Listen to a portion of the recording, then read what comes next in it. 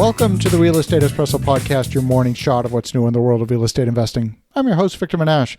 This is the weekend edition where we interview notable people from the world of real estate investing. Today is no exception. We have a great guest, but first, a quick chat about capital raising. Today's show is brought to you by the secrets of successful syndication. If you've exhausted your own funds to invest in real estate, you've brought your own real estate career to a halt. Developing the skill to raise capital legally, reliably, and professionally might be just what you need to unlock the ceiling on your investment portfolio. This two-day workshop maps out how to transform your business into one where you enlist the help and capital of others to scale your business.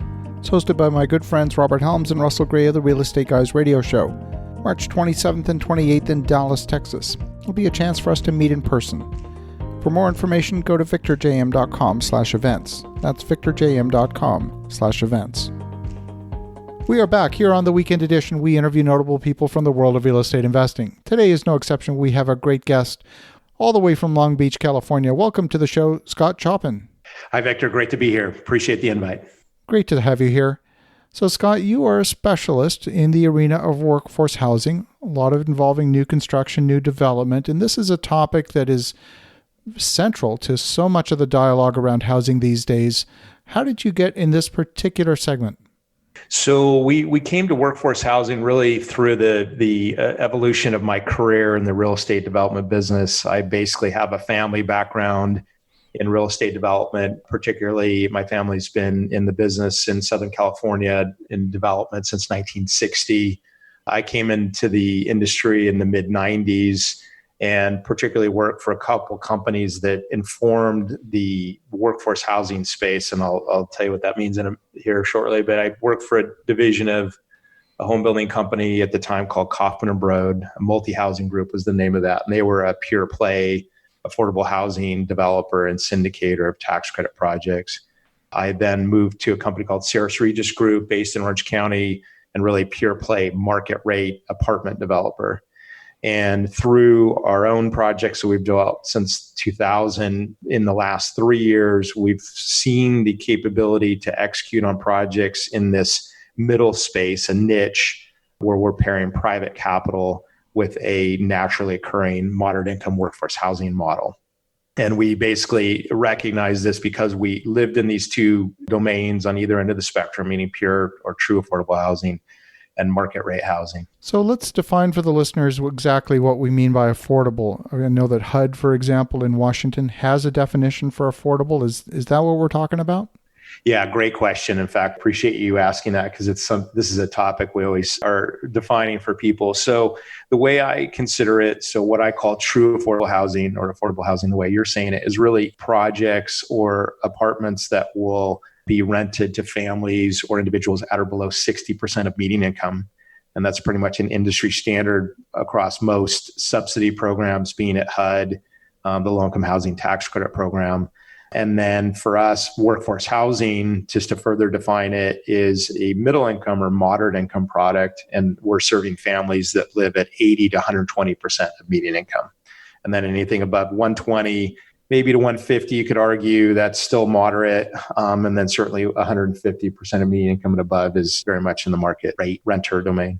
When you're talking about new development, you're talking about building bricks and mortar. A sheet of drywall is $10. I don't care where you put it in the country, and I don't care how much rent you get for it. It still costs the same to buy that sheet of drywall. So if you're building new product, why does it make sense to go into affordable housing or workforce housing? Sure, appreciate that. So our model we call Urban Townhouse, or UTH for short, and we came to the design and execution, financing, and the rental of these projects over the last 3 years. And UTH works as a model really because we have multiple variables that we're able to either adjust, change, put systems in place to make it feasible. But there's a couple highlight points that I'll mention that are really the main drivers of this. Our UTH model really is a very specific type of rental housing. And what we're doing is we're building a 5-bedroom, 4-bath, 3-story townhouse unit. And these are stick-built type 5, wood frame, pretty standard stuff, except it's 3 stories. And then it sits on an on-grade slab. And when we rent these units at 5 bedroom, 4 bath, we're renting on average between today about 3,500 to 4,000 a month, which sounds high. It might be a large whole dollar number in many markets, but in California and Southern California metro area, on a per square foot basis, because we're renting units that are 1,750 square feet, we're about $1.80 to $2.20 a square foot, which is well below the market. Now, no renter rents on per square foot, so they're focused on the whole dollar rents. And so we're providing a value proposition to the tenants, charging this 3,500 to 4,000 a month, which you can do the math when you divide that by 5 bedrooms. It works because we're charging a very high whole dollar rent for space that doesn't cost so much to build. So your major costs, as you've talked about on your show, is kitchens and bathrooms, and I think that's well known. But our units have only one kitchen, have 4 bathrooms, but we have a lot of space, garage and bedroom space that really is much more cost effective to build. So on an average across each unit and per square foot of hard costs, we're able to keep it very efficient on cost. We're charging these whole dollar rents that are 3,500 to 4,000. And then additionally, just some added factors, we're buying in middle and lower income neighborhoods. So we're getting better land purchase price. We're also buying sites that are already zoned. So we compact the schedule, delivery of a project ready to build. And then we have a great construction subcontractor base that we work with that helps us build very efficiently. And so when you combine all these variables together, now it starts to make sense where we can deliver market yields, market superior yields in some cases to investors, while we're also delivering this naturally occurring moderate income housing. I love that. So from someone who does this math day in, day out, when you say to me $1.70, $1.80 square foot in rent, knowing that your stick build cost is going to be somewhere between $110 and $120 a square foot in terms of hard cost, and you're probably not paying a lot in municipal impact fees and so on, I think you can have a very viable business at that price point. I think that's a very astute strategy that you put together. I appreciate that. And that you're actually not, your numbers that you reference are fairly close, a little tweak here and there. And by the way, we do pay full development impact fees. Okay. So that is part of the model, but yet we're still able to make this work because of obviously this combination of variables that come together in this particular UTH space. I love that. And, one of the nice things about the townhouse model, a lot of people, when they grew up either in a single family home, something with a yard. It didn't have to be a very large garden, but at least have access to the outdoors. They don't want to go into a complex. They don't want necessarily to go into a high-rise building. So you tend to get a lot lower turnover in the townhouse model than you would get in other multifamily type rental models. Has that been your experience as well? Yeah, it has been. In fact, the way we describe it, Victor, is that we're building rental housing that lives like a house, right? I always say to my team, and in fact, our main comparable and competition really is single family houses for rent. And I always say to our leasing teams, when you're having conversations with these potential renters, they would always choose to live in a house like you described, like many of us grew up in, backyard, front yard, white picket fence, if you will. But obviously, families are making decisions on housing predominantly based on incomes and capability to pay rents comfortably. And so our model, UTH, really is bridging the gap between incomes that are available in the state of California for working families and the housing market, particularly in the rental domain.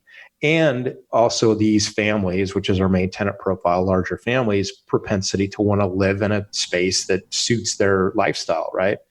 And so, things like all of our units have a 2-car ground floor direct access garage, right? Private garage for your unit. All these have a ground floor bedroom bathroom, which makes them multi-generational. And one of the things that I appreciate about the townhouse model is that you're not living above and below another family like you would in a stacked flat environment.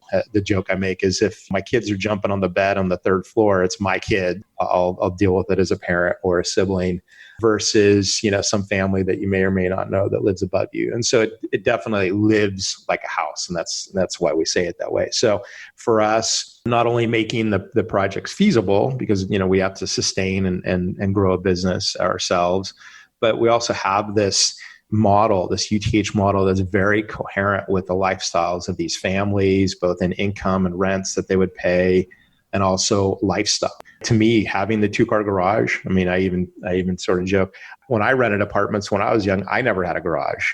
And it's no complaint or that these people are advantaged, but I just go, how great is it that this model can deliver something that is so like fundamentally a benefit? If somebody works a night shift, let's say mom's a nurse and she gets home late from her night shift, she can drive into the garage, close that door behind her, and in essence, she's inside her house, right? Or anybody who would live in the unit. Just practical things like loading and unloading groceries, right? When you live in a regular apartment complex, you're going to be out in the far out parking lot potentially. Every apartment's different, but nothing like having your parking, your garage right there in your unit, that's your private domain. I love that. Now, at this price point, are your tenants taking advantage of any subsidies, or are they simply funding the rent straight out of their own income out of pocket? Yeah, great question. So generally it's the second one. In fact, we design it purposely to serve those families that make above 60, really 80 to 120, and to have it fit coherently with the magic number of 30% of income towards rents. One of the already existing parts of these family groups that we didn't create, we just happen to recognize and build a housing type around, is that these family groups generally will be 6 to 10 people. More importantly, 2 to 4 people in that family group will be wage earners. And this is really, to me, the really special part of the workforce housing model and UTH particularly, is that if you look at any one of those individual earners, let's say they make between 30 and 50,000, that by themselves, they wouldn't afford even a studio in most cases by themselves. Incomes don't produce enough to afford rent at a comfortable level at 30%. And so across California, and this is true in many major urban metros, people are paying ever greater amounts of their income towards rent. And so when you have this sharing of income and expenses across the family group and 2 to 4 wage earners, all of a sudden, you have 4 people making 30,000 or, 4 people making 50,000, that the numbers start to really add up very quickly. And then all of a sudden now you can be comfortably affording 3,500. I have people react and say 3,500 is either really high if they're out of California, or they're in California, they go, wow, to get your own unit and that's that big, that's a great rent, right? So it's relative to people's experience, but we're really focused on the family's capability to comfortably pay rents. And if you're pulling down, 120 to 150,000 a year, then that becomes easily achievable to be at 30% or even lower of your income, depending. But also we see that if any particular person has a job change or loses their job, that there's the capability to adjust across the family group to continue to sustain the family, right? This is multi-generational living, is classically the living lifestyle across the globe, and not so classically the living lifestyle in the US, but becoming more predominant. And in fact, that's one of the advantages we think in this housing type in a recessionary environment, is that we have this family group that's able to remain relatively stable even in job change and recessionary environments. I love that. Now, for many of the development projects that we undertake, one of the key metrics we look at is not just, of course, the rent per square foot, but also what does it cost for the developable land? In some areas we're spending 10 or 15% of our all-in build cost on the land. In other cases, it's much higher in higher value markets. What's your target in order to make the numbers work as a percentage of your total build cost? So we don't focus on the metric the way you describe, although I accept it. The way we, and it's the same math, we just describe it differently. So I'll just first say, we're right here in thinking, we're really focused on a per unit land cost. And so when we started the program about 3 years ago, we basically were focused on $100,000 a door, right? So for each unit of land, we would pay $100,000. And then as construction costs in all metro markets are rising, we started to modify that to some degree. So right now, we like to buy land between, let's say, $50,000 and $80,000 a door. Now, anybody who's listening to me speak this in California will go, no way, can you do 50,000 a door? It doesn't exist. I've had people tell me this, and it does. And we're finding that. In fact, we're executing on multiple projects that are within that range. And so really today, it's, as you speak to me, it's 50 to 80,000 a door.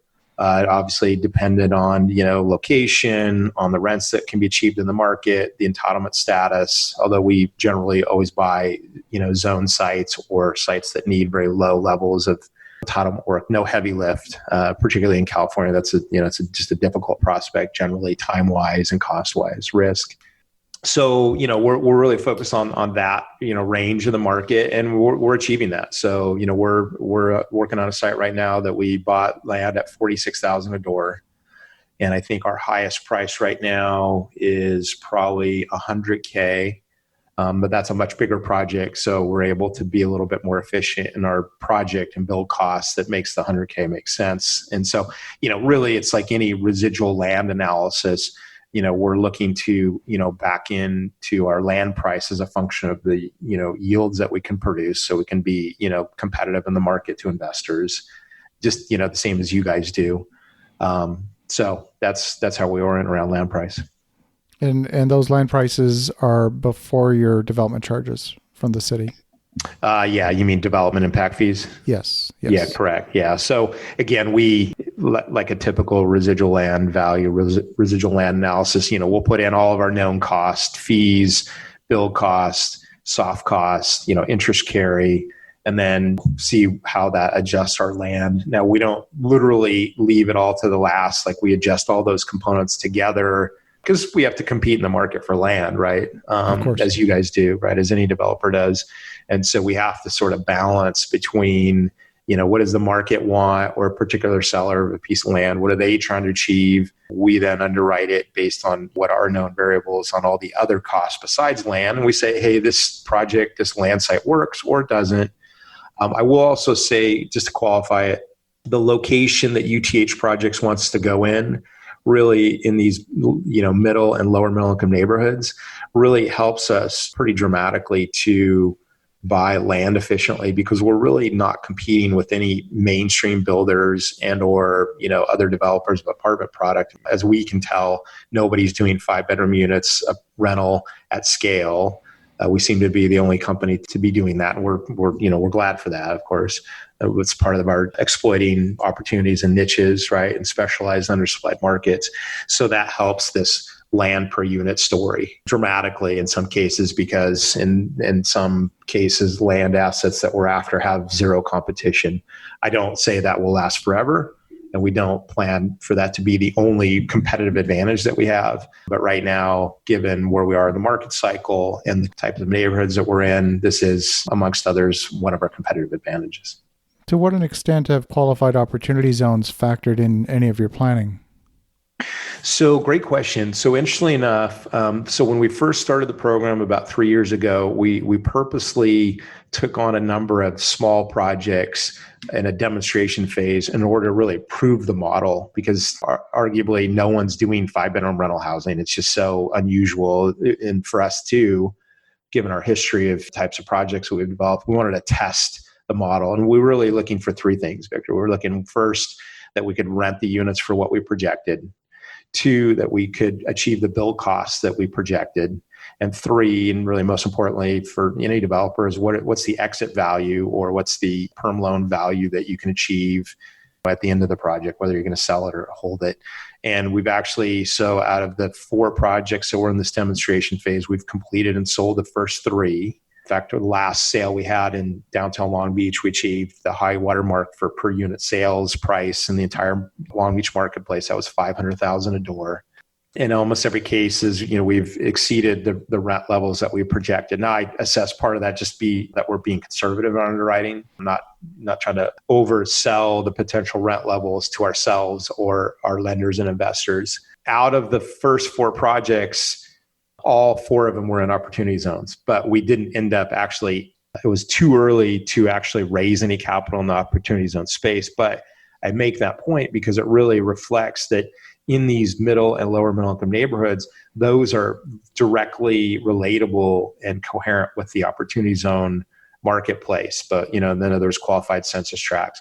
And so that's the long-term answer. The near-term answer, or more recently, we're actually starting to pick up a fair amount of momentum where we are really focused on raising capital in the opportunity zone space. Now, not every UTH project is an opportunity zone qualified site, but probably at least half of the sites that we track are. And we're starting to see a little bit of maturation in the OZ capital space, where we went from really the Wild West pre-promulgated regs that are now being issued. I think we're on our third draft of the regulations, really starting to refine the program to adjust to make it feasible for projects to be developed appropriately if you're in the real estate OZ space. And so we think on the long run basis, I actually think there's a lot of opportunity there. But notably, what we've seen is the market has not matured enough where there is sufficient supply of viable real estate projects for the amount of capital that's in the space, right? And so you have this constraint. When the program first came out, my speculation was we'd have either a capital constraint, like there wouldn't be enough capital coming into the program. That's turned out to be not true. There's plenty of capital. And then the second one is when capital came, if it arrived, then you'd have this constraint in projects, right? I mean, finding a well underwritten, viable, feasible project is actually relatively difficult. Now, I think people are having success in the space. I don't say nobody's having success. I just know as we observe in tracking on our particular domain of urban infill apartment development in California, I see lots of churn, lots of brokers saying, oh, this project, that project. But when you really underwrite it, and particularly when you're looking at podium projects, parking structures below, units above, or high rise, it's just too costly to build those, even with the opportunity zone benefit. You could argue some opportunity investors require a lower return, right? Lower IRR, lower ROI, but it's never enough for most projects to then move out of infeasibility to all of a sudden magically the deal works, right? And so as we first started underwriting projects, our team was sort of chasing a little bit. Oh, let's go find this site. We're sort of reacting to land availability. At one point I said, let's stop. We're focused on UTH. That's our model. And then let's basically come from the other side, which has said, we are going to produce some feasible projects from the get-go. I mean, that's just good development generally, right? And if it happens to intersect with appropriately priced, available opportunity zone capital, fantastic. But we're not going to depend on that to save the deal. I underwrote a podium deal as an example. I underwrote it. I think we achieved in the pro forma a 16% IRR, which is not great for a development project. But it actually exceeded at that time. I was talking to a particular capital source that said they would take an 8% IRR. And I was like, wow, that's great. But then when I started to look at the 16 that we were achieving in this podium underwriting, I said, there's so much opportunity for that deal to go sideways, costs go up, rents go down a little bit, and your 16%, your margin could be erased very, very rapidly, much more than if you were underwriting at a 25% IRR as an example. And so I just made the call. I go, look, I won't do a 16 IRR deal. It's too thin. It's great that we have this availability of an 8% capital source, but we need ourselves to be disciplined in how we underwrite. Well, I love that. And the modeling we've done, for example, on opportunity zone funding is the difference over a 10-year period between something that is using opportunity zone funds versus not is only about 2 percentage points in IRR on an annualized basis. So if you were going to be at 16, now you're at 18. If you were at 18, now you're at 20. That's not enough to erase any of the other risks that you just talked about that have a much bigger impact on the actual realized rate of return to the investors over the life of the project. So it's a nice little bonus, it's a nice little boost, but it's not fundamentally changing the landscape or the viability of the project. That's been our analysis. I tell my guys who do underwriting, I said, look at OZ as gravy. I mean, technical term gravy, right? But if it's a well underwritten project and makes sense and it's executable, all the good development, disciplined underwriting assessments that we make, then you put OZ on top of it, great. I hadn't done the analysis that you did of the 2 percentage points over 10 years, but that's really zero, right? If you think about it, it's really such a small difference that it's really no difference in any meaningful way. and I don't disparage the program. I think the origination of the program and in its formation, all the ideas were right. Part of my background is coming from the low-income housing tax credit world, Section 42 tax credits, and I see a lot of similarities to OZ, although many advantages to the OZ space because it's not really government run, it's government sanctioned, but it's not going through a control gate of the low-income housing tax credit programs. All the tax credits are allocated by the local tax credit authority for each state, or for the state level rather. OZ is purely private capital. It's purely up to the market, capitalism at its best. Now, of course, people say, oh, well, maybe there will be abuses and people will take advantage. That's possible. I do think the IRS and the Treasury Department is going to be very, very closely monitoring it because they do that already in other programs like the LIHTC program. For all intents and purposes, there's no limit. Tax credits for affordable housing, Section 42, are based on per capita. That will ever be the limit. And in fact, my description of true affordable housing is it's highly undersupplied, never oversupplied. There's always many more families and individuals who need that housing. So that makes the limit of capability to produce those units a function of subsidy and tax credit availability. And basically, when I draw that line over time, it's just pretty much a flat, even line, meaning the limit is subsidy and tax credits, and there will never be enough of that, right? And to me, that's the disadvantage. Now, anybody who's in that business will go, of course, that's true. But I'm looking at it from the standpoint of true affordable housing, workforce housing, middle income like we do, and then market rate. And in this instance, it's finite, limited availability of capital in true affordable housing. On the other end of the spectrum, market rate has unlimited capital, but of course has exposure to the market if rents go down or values go down. And then, as I described before, ours is sitting in the middle of those two, where we sort of have some of the affordability and we have some of the private capital availability. I think OZ does the same thing. So I do think it's a good pairing for our model. I love it. Well, if folks want to get in touch, if they want to learn more, what's the best way? Go to our website. It's www.urbanpacific.com. And we have a contact page in there, and you can just fill in the information and send it out. Also on that contact page is my email address and my direct number. So people are welcome to email me and or call or text me on the direct line, although text is going to get you better response. The email really is the best. I love it. Well, thank you, Scott. Thanks for sharing your perspective. You're definitely a kindred spirit when it comes to development. And so for the listeners at home, definitely reach out to Scott at urbanpacific.com. And in the meantime, have an awesome rest of your weekend. Go make some great things happen. We'll talk to you again tomorrow.